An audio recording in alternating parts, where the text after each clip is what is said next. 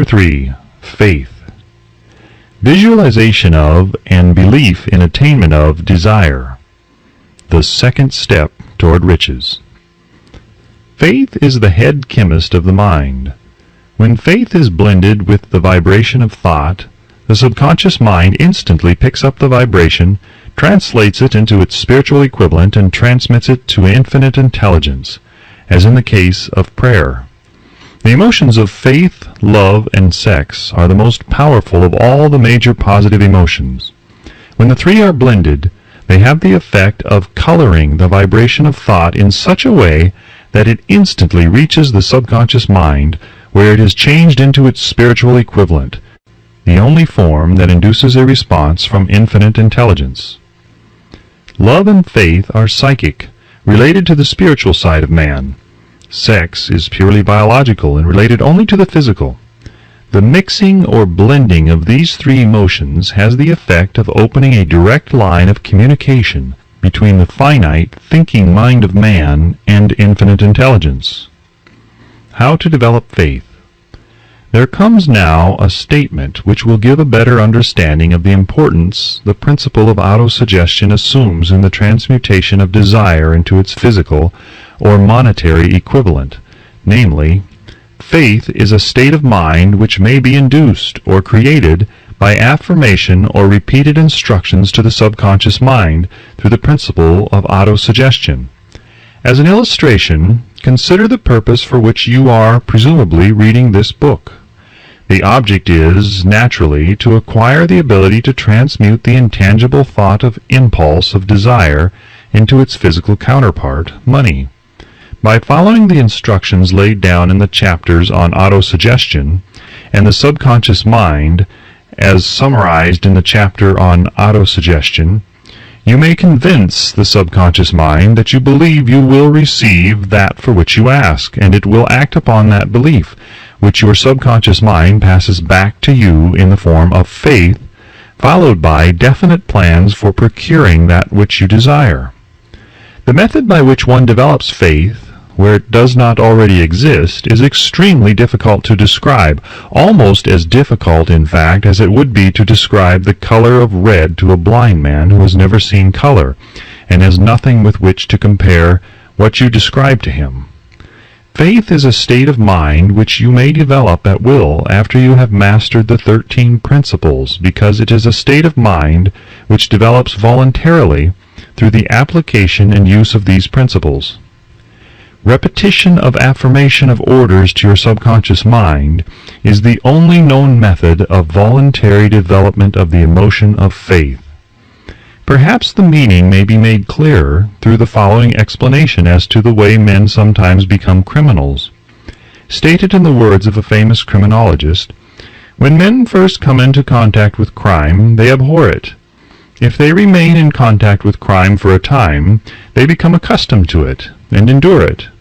If they remain in contact with it long enough, they finally embrace it and become influenced by it. This is the equivalent of saying that any impulse of thought which is repeatedly passed on to the subconscious mind is, finally, accepted and acted upon by the subconscious mind, which proceeds to translate that impulse into its physical equivalent by the most practical procedure available. In connection with this, consider again the statement, all thoughts which have been emotionalized, given feeling, and mixed with faith begin immediately to translate themselves into their physical equivalent or counterpart. The emotions, or the feeling portion of thoughts, are the factors which give thoughts vitality, life, and action. The emotions of faith, love, and sex, when mixed with any thought impulse, give it greater action than any of these emotions can do singly. Not only thought impulses which have been mixed with faith, but those which have been mixed with any of the positive emotions or any of the negative emotions may reach and influence the subconscious mind. From this statement you will understand that the subconscious mind will translate into its physical equivalent a thought impulse of a negative or destructive nature just as readily as it will act upon the thought impulses of a positive or constructive nature. This accounts for the strange phenomenon which so many millions of people experience, referred to as misfortune or bad luck. There are millions of people who believe themselves doomed to poverty and failure because of some strange force over which they believe they have no control. They are the creators of their own misfortunes because of this negative belief, which is picked up by the subconscious mind and translated into its physical equivalent. This is an appropriate place at which to suggest again that you may benefit by passing on to your subconscious mind any desire which you wish translated into its physical or monetary equivalent in a state of expectancy or belief that the transmutation will actually take place. Your belief, or faith, is the element which determines the action of your subconscious mind. There is nothing to hinder you from deceiving your subconscious mind when giving it instructions through autosuggestion, as I deceived my son's subconscious mind. To make this deceit more realistic, conduct yourself just as you would if you were already in possession of the material thing which you are demanding, when you call upon your subconscious mind. The subconscious mind will transmute into its physical equivalent by the most direct and practical media available any order which is given to it in a state of belief or faith that the order will be carried out. Surely, enough has been stated to give a starting point from which one may, through experiment and practice, acquire the ability to mix faith with any order given to the subconscious mind. Perfection will come through practice. It cannot come by merely reading instructions. If it be true that one may become a criminal by association with crime, and this is a known fact, it is equally true that one may develop faith by voluntarily suggesting to the subconscious mind that one has faith. The mind comes, finally, to take on the nature of the influences which dominate it. Understand this truth, and you will know why it is essential for you to encourage the positive emotions as dominating forces of your mind, and discourage and eliminate negative emotions. A mind dominated by positive emotions becomes a favorable abode for the state of mind known as faith. A mind so dominated may, at will, give the subconscious mind instructions which it will accept and act upon immediately. Faith is a state of mind which may be induced by autosuggestion. All down the ages, the religionists have admonished struggling humanity to have faith in this, that, and the other dogma or creed, but they have failed to tell people how to have faith. They have not stated that faith is a state of mind and that it may be induced by self-suggestion. In language which any normal human being can understand, we will describe all that is known about the principle through which faith may be developed, where it does not already exist. Have faith in yourself, faith in the infinite. Before we begin, you should be reminded again that faith is the eternal elixir which gives life power and action to the impulse of thought. The foregoing sentence is worth reading a second time, and a third, and a fourth. It is worth reading aloud. Faith is the starting point of all accumulation of riches. Faith is the basis of all miracles and all mysteries which cannot be analyzed by the rules of science. Faith is the only known antidote for failure. Faith is the element, the chemical, which, when mixed with prayer, gives one direct communication with infinite intelligence. Faith is the element which transforms the ordinary vibration of thought, created by the finite mind of man, into the spiritual equivalent. Faith is the only agency through which the cosmic force of infinite intelligence can be harnessed and used by man. Every one of the foregoing statements is capable of proof. The proof is simple and easily demonstrated.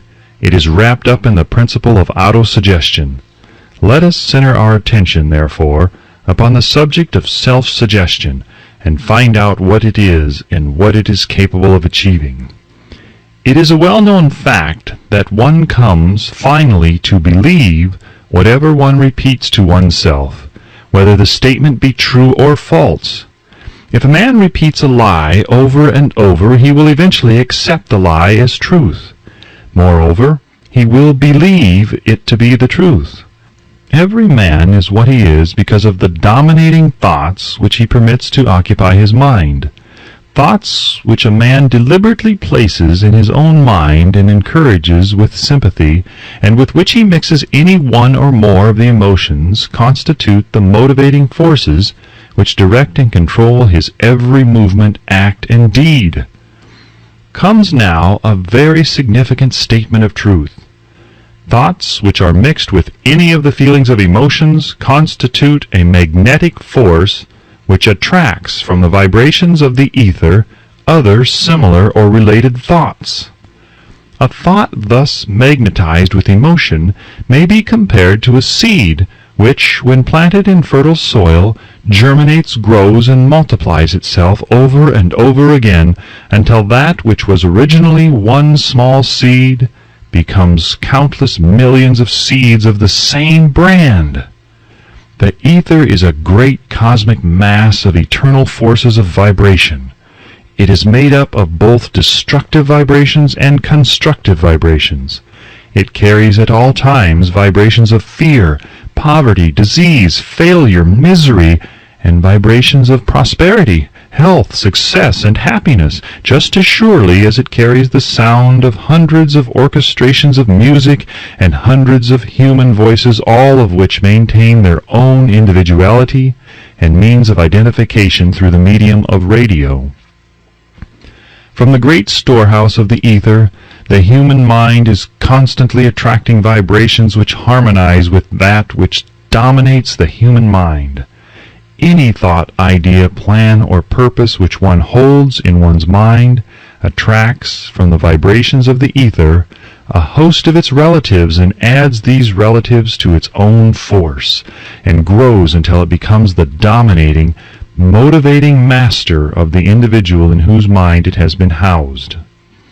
Now let us go back to the starting point and become informed as to how the original seed of an idea, plan, or purpose may be planted in the mind. The information is easily conveyed. Any idea, plan, or purpose may be placed in the mind through repetition of thought. This is why you are asked to write out a statement of your major purpose or definite chief aim, commit it to memory, and repeat it in audible words day after day until these vibrations of sound have reached your subconscious mind. We are what we are because of the vibrations of thought which we pick up and register through the stimuli of our daily environment. Resolve to throw off the influences of any unfortunate environment, and to build your own life to order. Taking inventory of mental assets and liabilities, you will discover that your greatest weakness is lack of self-confidence. This handicap can be surmounted, and timidity translated into courage through the aid of the principle of autosuggestion. The application of this principle may be made through a simple arrangement of positive thought impulses stated in writing, memorized and repeated until they become a part of the working equipment of the subconscious faculty of your mind. Self-confidence formula. First, I know that I have the ability to achieve the object of my definite purpose in life. Therefore, I demand of myself persistent, continuous action toward its attainment, and I here and now promise to render such action. Second, I realize the dominating thoughts of my mind will eventually reproduce themselves in outward physical action and gradually transform themselves into physical reality. Therefore, I will concentrate my thoughts for 30 minutes daily upon the task of thinking of the person I intend to become, thereby creating in my mind a clear mental picture of that person. Third, I know through the principle of autosuggestion any desire that I persistently hold in my mind will eventually seek expression through some practical means of attaining the object back of it. Therefore, I will devote 10 minutes daily to demanding of myself the development of self-confidence. Fourth, I have clearly written down a description of my definite chief aim in life, and I will never stop trying until I shall have developed sufficient self-confidence for its attainment. Fifth, I fully realize that no wealth or position can long endure, unless built upon truth and justice. Therefore, I will engage in no transaction which does not benefit all whom it affects. I will succeed by attracting to myself the forces I wish to use and the cooperation of other people. I will induce others to serve me because of my willingness to serve others. I will eliminate hatred, envy, jealousy, selfishness, and cynicism by developing love for all humanity, because I know that a negative attitude toward others can never bring me success. I will cause others to believe in me, because I will believe in them and in myself. I will sign my name to this formula, commit it to memory, and repeat it aloud once a day with full faith that it will gradually influence my thoughts and actions so that I will become a self-reliant and successful person. Back of this formula is a law of nature which no man has yet been able to explain. It has baffled the scientists of all ages. The psychologists have named this law autosuggestion, and let it go at that. The name by which one calls this law is of little importance. The important fact about it is, it works for the glory and success of mankind, if it is used constructively. On the other hand, if it is used destructively, it will destroy just as readily. In this statement may be found a very significant truth, namely, that those who go down in defeat and end their lives in poverty, misery, and distress do so because of negative application of the principle of autosuggestion. The cause may be found in the fact that all impulses of thought have a tendency to clothe themselves in their physical equivalent. The subconscious mind, the chemical laboratory in which all thought impulses are combined and made ready for translation into physical reality, makes no distinction between constructive and destructive thought impulses. It works with the material we feed it through our thought impulses. The subconscious mind will translate into reality a thought driven by fear just as readily as it will translate into reality a thought driven by courage or faith. The pages of medical history are rich with the illustrations of cases of suggestive suicide. A man may commit suicide through negative suggestion just as effectively as by any other means. In a Midwestern city, a man by the name of Joseph Grant, a bank official, borrowed a large sum of the bank's money without the consent of the directors. He lost the money through gambling. One afternoon, the bank examiner came and began to check the accounts. Grant left the bank, took a room in a local hotel, and when they found him, 3 days later, he was lying in bed, wailing and moaning, repeating over and over these words, "My God, this will kill me. I cannot stand the disgrace." In a short time, he was dead. The doctors pronounced the case of one of mental suicide. Just as electricity will turn the wheels of industry and render useful service if used constructively, or snuff out life if wrongly used, so will the law of autosuggestion lead you to peace and prosperity, or down into the valley of misery, failure, and death, according to your own degree of understanding and application of it. If you fill your mind with fear, doubt, and unbelief in your ability to connect with and use the forces of infinite intelligence, the law of autosuggestion will take this spirit of unbelief and use it as a pattern by which your subconscious mind will translate it into its physical equivalent. This statement is as true as the statement that 2 and 2 are 4. Like the wind which carries one ship east and another west, the law of autosuggestion will lift you up or pull you down, according to the way you set your sails of thought.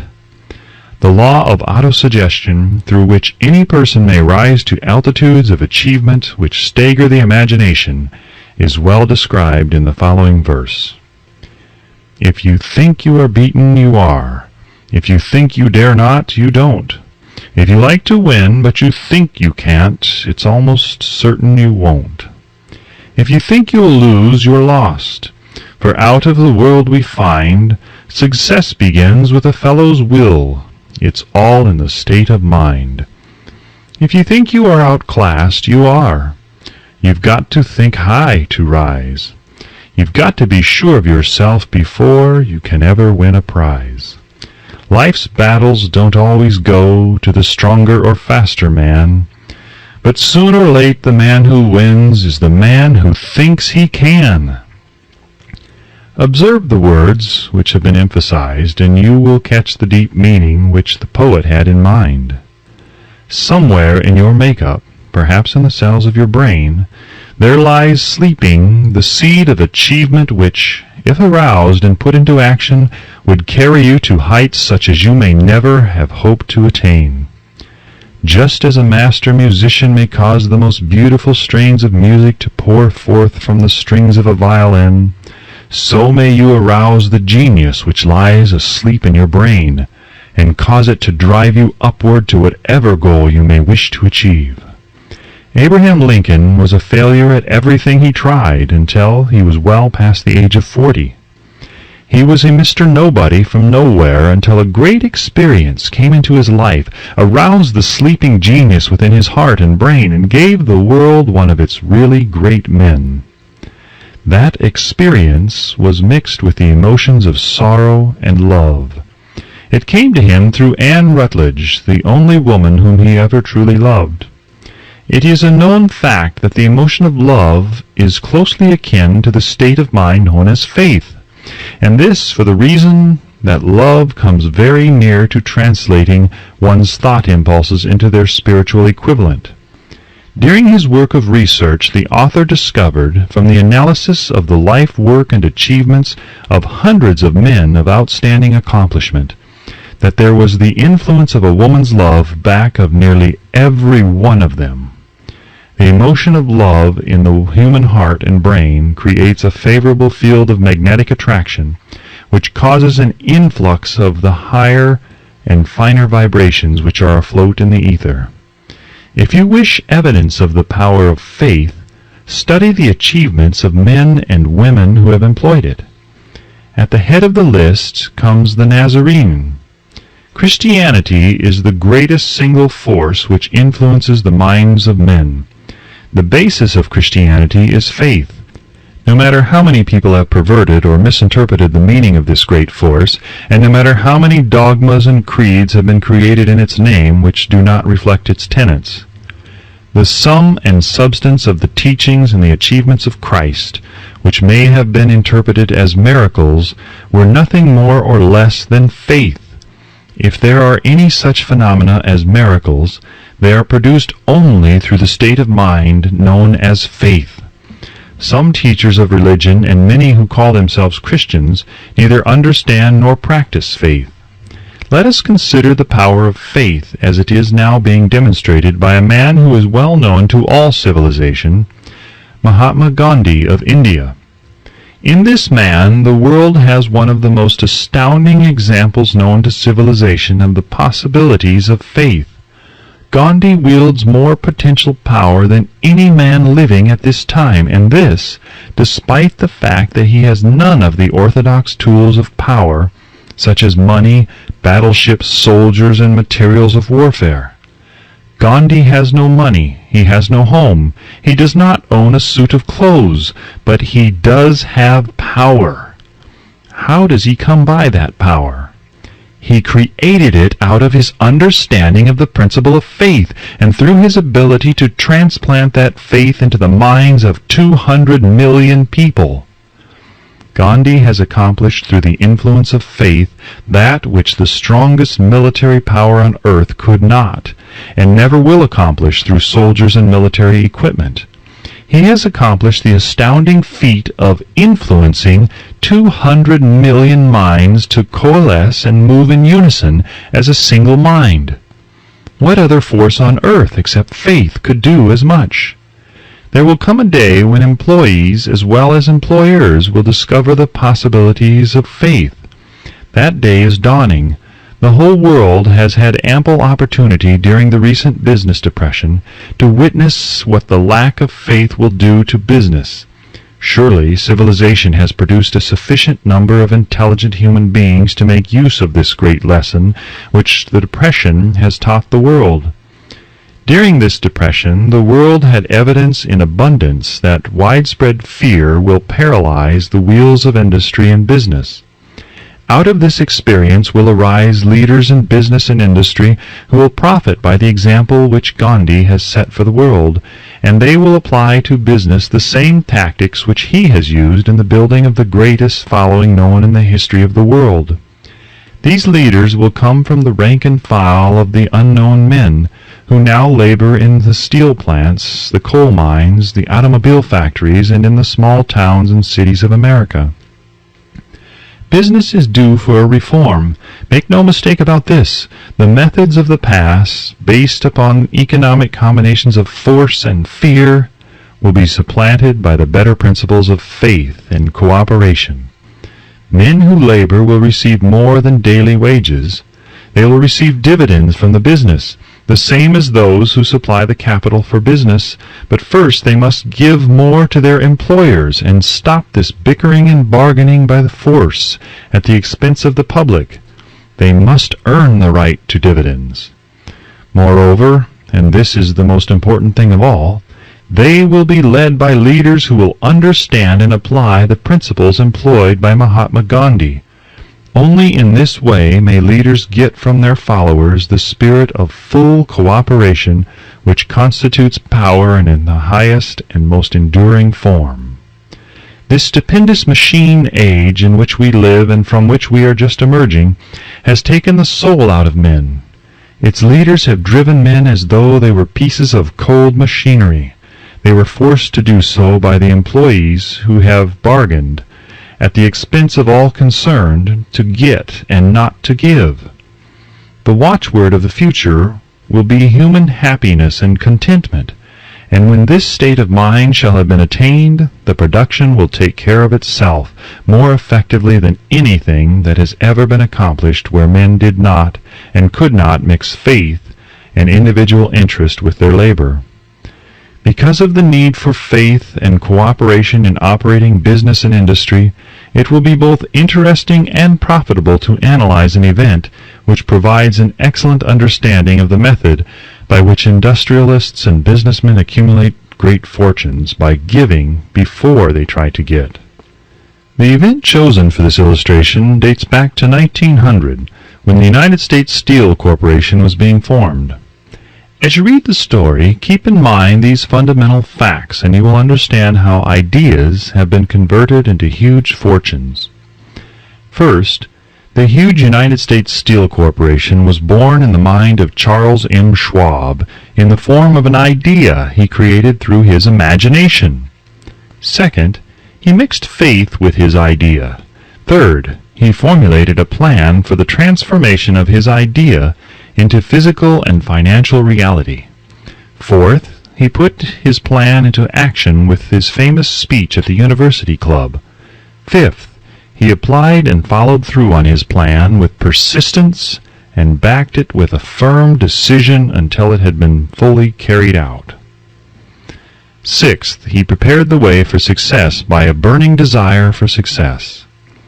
If you are one of those who have often wondered how great fortunes are accumulated, this story of the creation of the United States Steel Corporation will be enlightening. If you have any doubt that men can think and grow rich, this story should dispel that doubt, because you can plainly see in the story of the United States Steel the application of a major portion of the 13 principles described in this book. This astounding description of the power of an idea was dramatically told by John Lowell in the New York World Telegram, with whose courtesy it is here reprinted. A pretty after-dinner speech for $1 billion. When, on the evening of December 12, 1900, some 80 of the nation's financial nobility gathered in the banquet hall of the University Club on Fifth Avenue to do honor to a young man from out of the West, not half a dozen of the guests realized they were to witness the most significant episode in American industrial history. J. Edward Simmons and Charles Stuart Smith, their hearts full of gratitude for the lavish hospitality bestowed upon them by Charles M. Schwab during a recent visit to Pittsburgh, had arranged the dinner to introduce the 38-year-old steel man to Eastern Banking Society. But they didn't expect him to stampede the convention. They warned him, in fact, that the bosoms within New York's stuffed shirts would not be responsive to oratory, and that, if he didn't want to bore the Stilhans and Harrimans and Vanderbilts, he had better limit himself to 15 or 20 minutes of polite vaporings and let it go at that. Even John Pierpont Morgan, sitting on the right hand of Schwab, as became his imperial dignity, intended to grace the banquet table with his presence only briefly. In so far as the press and public were concerned, the whole affair was of so little moment that no mention of it found its way into print the next day. So the two hosts and their distinguished guests ate their way through the usual 7 or 8 courses. There was little conversation, and what there was of it was restrained. Few of the bankers and brokers had met Schwab, whose career had flowered along the banks of the Monongahela, and none knew him well. But before the evening was over, they, and with them Money Master Morgan, were to be swept off their feet, and $1 billion baby, the United States Steel Corporation, was to be conceived. It is perhaps unfortunate, for the sake of history, that no record of Charles Schwab's speech at the dinner ever was made. He repeated some parts of it at a later date during a similar meeting of Chicago bankers, and still later, when the government brought suit to dissolve the Steel Trust, he gave his own version from the witness stand of the remarks that stimulated Morgan into a frenzy of financial activity. It is probable, however, that it was a homely speech, somewhat ungrammatical, for the niceties of language never bothered Schwab, full of epigram and threaded with wit. But aside from that, it had a galvanic force and effect upon the 5 billions of estimated capital that was represented by the diners. After it was over and the gathering was still under its spell, although Schwab had talked for 90 minutes, Morgan led the orator to a recessed window where, dangling their legs from the high, uncomfortable seat, they talked for an hour more. The magic of the Schwab personality had been turned on, full force, but what was more important and lasting was the full-fledged, clear-cut program he laid down for the aggrandizement of steel. Many other men had tried to interest Morgan in slapping together a steel trust after the pattern of the biscuit, wire, and hoop, sugar, rubber, whiskey, oil, or chewing gum combinations. John W. Gates, the gambler, had urged it, but Morgan distrusted him.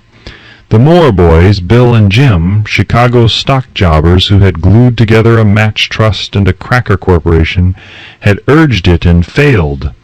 Albert H. Gary, the sanctimonious country lawyer, wanted to foster it, but he wasn't big enough to be impressive.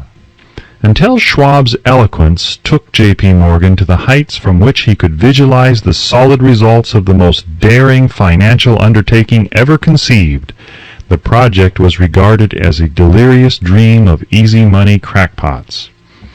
The financial magnetism that began a generation ago to attract thousands of small and sometimes inefficiently managed companies into large and competition-crushing combinations had become operative in the steel world through the devices of that jovial business pirate John W. Gates. Gates already had formed the American Steel and Wire Company out of a chain of small concerns, and together with Morgan had created the Federal Steel Company. The National Tube and American Bridge Companies were 2 more Morgan concerns, and the Moore brothers had forsaken the match and cookie business to form the American Group, tin plate, steel hoop, sheet steel, and the National Steel Company. But by the side of Andrew Carnegie's gigantic vertical trust, a trust owned and operated by 53 partners, those other combinations were tiny.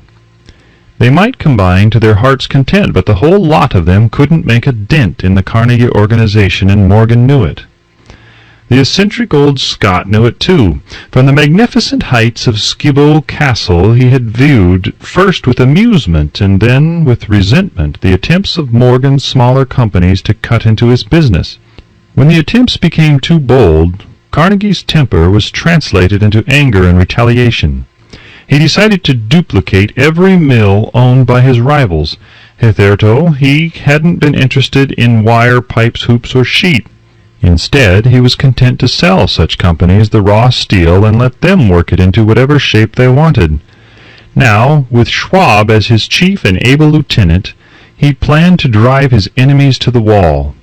So it was that in the speech of Charles M. Schwab, Morgan saw the answer to his problem of combination. A trust without Carnegie, giant of them all, would be no trust at all. A plum pudding, as one writer said, without the plums. Schwab's speech on the night of December 12, 1900, undoubtedly carried the inference, though not the pledge, that the vast Carnegie enterprise could be brought under the Morgan tent. He talked of the world future for steel, of reorganization for efficiency, of specialization, of the scrapping of unsuccessful mills and concentration of effort on the flourishing properties of the economies in the ore traffic, of economies in overhead and administrative departments, of capturing foreign markets. More than that, he told the buccaneers among them wherein lay the heirs of their customary piracy. Their purposes, he inferred, had been to create monopolies, raise prices, and pay themselves fat dividends out of privilege. Schwab condemned the system in his heartiest manner. The short-sightedness of such a policy, he told his hearers, lay in the fact that it restricted the market in an era when everything cried for expansion. By cheapening the cost of steel, he argued, an ever-expanding market would be created. More uses for steel would be devised, and a goodly portion of the world trade could be captured. Actually, though he did not know it, Schwab was an apostle of modern mass production. So the dinner at the University Club came to an end. Morgan went home to think about Schwab's rosy predictions. Schwab went back to Pittsburgh to run the steel business for wee Andra Carnegie, while Gary and the rest went back to their stock tickers to fiddle around in anticipation of the next move. It was not long coming. It took Morgan about 1 week to digest the feast of reason Schwab had placed before him. When he had assured himself that no financial indigestion was to result, he sent for Schwab and found that young man rather coy. Mr. Carnegie, Schwab indicated, might not like it if he found his trusted company president had been flirting with the Emperor of Wall Street, the street upon which Carnegie was resolved never to tread. Then it was suggested by John W. Gates, the go-between, that if Schwab happened to be in the Bellevue Hotel in Philadelphia, J.P. Morgan might also happen to be there. When Schwab arrived, however, Morgan was inconveniently ill at his New York home, and so, on the elder man's pressing invitation, Schwab went to New York and presented himself at the door of the financier's library. Now, certain economic historians have professed the belief that from the beginning to the end of the drama, the stage was set by Andrew Carnegie. At the dinner to Schwab, the famous speech, the Sunday night conference between Schwab and the money king, were events arranged by the canny Scot. The truth is exactly the opposite. When Schwab was called to consummate the deal, he didn't even know whether the little boss, as Andrew was called, would so much as listen to an offer to sell, particularly to a group of men whom Andrew regarded as being endowed with something less than holiness.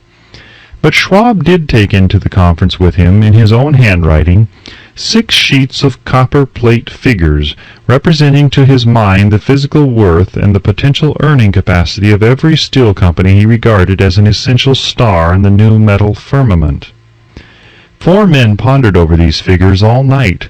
The chief, of course, was Morgan, steadfast in his belief in the divine right of money. With him was his aristocratic partner, Robert Bacon, a scholar and a gentleman. The third was John W. Gates, whom Morgan scorned as a gambler and used as a tool. The fourth was Schwab, who knew more about the processes of making and selling steel than any whole group of men then living. Throughout that conference, the Pittsburgher's figures were never questioned. If he said a company was worth so much, then it was worth that much and no more. He was insistent, too, upon including in the combination only those concerns he nominated. He had conceived a corporation in which there would be no duplication, not even to satisfy the greed of friends who wanted to unload their companies upon the broader Morgan shoulders. Thus he left out, by design, a number of the larger concerns upon which the walruses and carpenters of Wall Street had cast hungry eyes. When dawn came, Morgan rose and straightened his back. Only one question remained. "Do you think you can persuade Andrew Carnegie to sell?" he asked. "I can try," said Schwab. "If you can get him to sell, I will undertake the matter," said Morgan. So far so good, but would Carnegie sell? How much would he demand? Schwab thought about $320 million. What would he take payment in? Common or preferred stocks? Bonds? Cash? Nobody could raise $1/3 billion in cash. There was a golf game in January on the frost-cracking heath of the St. Andrew's Links in Westchester, with Andrew bundled up in sweaters against the cold, and Charlie talking volubly, as usual, to keep his spirits up. But no word of business was mentioned until the pair sat down in the cozy warmth of the Carnegie cottage hard by. Then, with the same persuasiveness that had hypnotized 80 millionaires at the University Club, Schwab poured out the glittering promises of retirement and comfort, of untold millions to satisfy the old man's social caprices. Carnegie capitulated, wrote a figure on a slip of paper, handed it to Schwab, and said, "All right, that's what we'll sell for." The figure was approximately $400 million, and was reached by taking the $320 million mentioned by Schwab as a basic figure, and adding to it $80 million to represent the increased capital value over the previous 2 years. Later, on the deck of a transatlantic liner, the Scotsman said ruefully to Morgan, "I wish I had asked you for $100 million more." "If you had asked for it, you would have gotten it," Morgan told him cheerfully. There was an uproar, of course. A British correspondent cabled that the foreign steel world was appalled by the gigantic combination. President Hadley of Yale declared that unless trusts were regulated, the country might expect an emperor in Washington within the next 25 years. But that able stock manipulator, Keene, went at his work of shoving the new stock at the public so vigorously that all the excess water, estimated by some at nearly 600 million, was absorbed in a twinkling. So Carnegie had his millions, and the Morgan Syndicate had 62 million for all its trouble, and all the boys from Gates to Gary had their millions. The 38-year-old Schwab had his reward. He was made president of the new corporation and remained in control until 1930. The dramatic story of big business which you have just finished was included in this book because it is a perfect illustration of the method by which desire can be transmuted into its physical equivalent. I imagine some readers will question the statement that a mere intangible desire can be converted into its physical equivalent. Doubtless, some will say, you cannot convert nothing into something. The answer is in the story of the United States Steel. That giant organization was created in the mind of one man. The plan by which the organization was provided with the steel mills that gave it financial stability was created in the mind of the same man. His faith, his desire, his imagination, his persistence were the real ingredients that went into United States Steel. The steel mills and mechanical equipment acquired by the corporation after it had been brought into legal existence were incidental, but careful analysis will disclose the fact that the appraised value of the properties acquired by the corporation increased in value by an estimated $600 million by the mere transaction which consolidated them under one management. In other words, Charles M. Schwab's idea, plus the faith with which he conveyed it to minds of J.P. Morgan and the others, was marketed for a profit of approximately $600 million. Not an insignificant sum for a single idea. What happened to some of the men who took their share of the millions of dollars of profit made by this transaction is a matter with which we are not now concerned.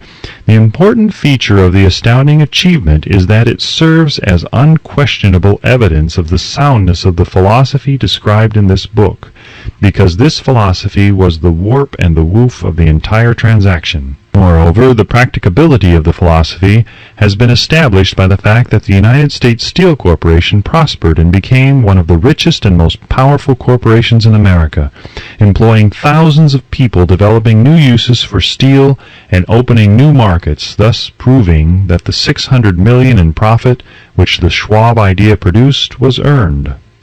Riches begin in the form of thought. The amount is limited only by the person whose mind the thought is put into motion. Faith removes limitations. Remember this when you are ready to bargain with life for whatever it is that you ask as your price for having passed this way. Remember also that the man who created the United States Steel Corporation was practically unknown at the time. He was merely Andrew Carnegie's Man Friday until he gave birth to his famous idea. After that, he quickly rose to a position of power, fame, and riches. There are no limitations to the mind except those we acknowledge. Both poverty and riches are the offspring of thought.